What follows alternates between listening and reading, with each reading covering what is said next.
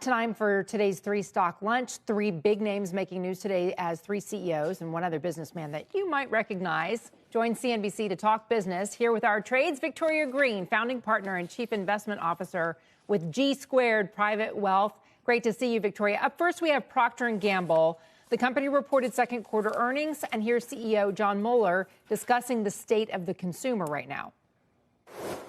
Things are going very well from a consumer standpoint. As I mentioned, volumes strengthening. There are, of course, challenges in the world that we live in, but the team has done a great job executing our integrated growth strategy to overcome those challenges, and I expect the same will continue.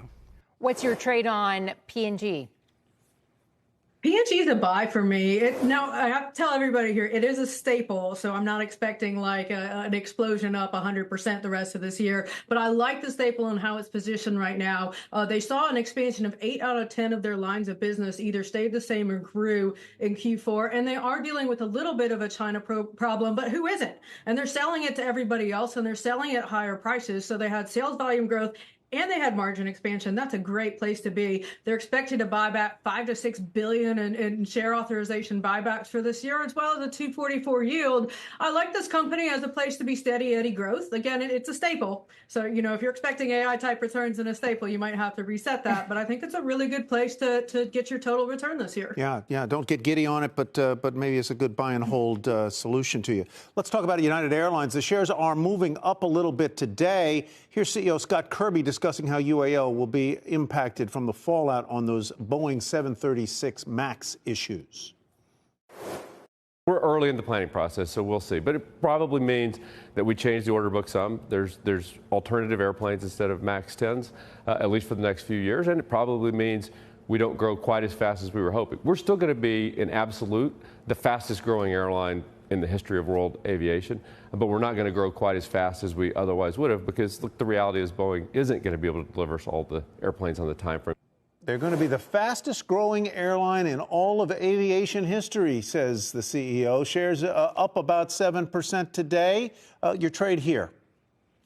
I'm selling it here. Take your profit if you've got it. I don't think it's going to hit those 2018, 2019, 90s highs. I don't even see it retesting the 57 high. They have a new labor agreement, which is great, but they're going to see labor go up 40% over the next 4 years, and labor and fuel are the vast majority of their costs. We are seeing some issue with growing, airplane tickets coming down.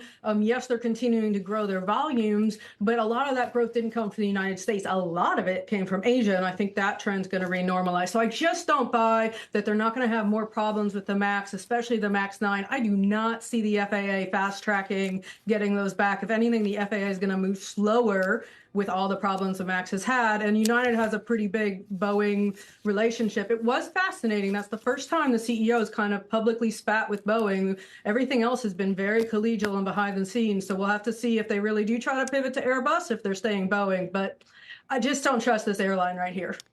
Raucous cheers, Victoria, from adolescent boys everywhere. Wrestling on Netflix. It's reportedly paying $5 billion to bring WWE Raw to its platform. Also, TKO Group, which owns the WWE, is putting Dwayne "The Rock" Johnson on its board. Here's TKO Group CEO Ari Emanuel and The Rock, celebrity, on CNBC on the importance of this deal.